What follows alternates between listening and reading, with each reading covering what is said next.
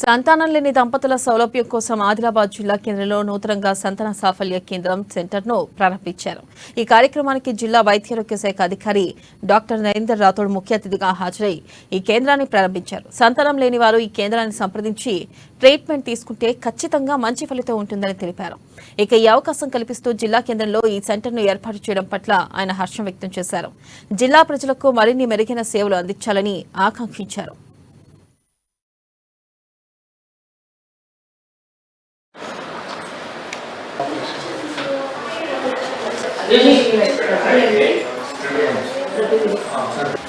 ఇప్పుడు మరి అంటే మనం పేరు నా నమ్మని మరి రాలే మీ మేనేజర్ రాలే.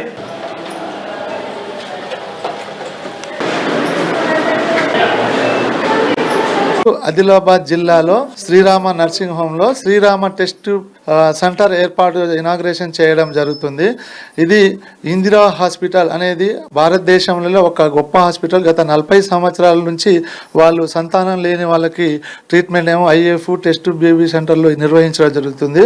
వాళ్ళ పర్యవేక్షణలో డాక్టర్ శ్యామలా మేడం గత 30 సంవత్సరాల నుంచి ఆదిలాబాద్లో స్త్రీ వైద్య నిపుణులుగా వాళ్ళు సేవలు అందిస్తున్నారు.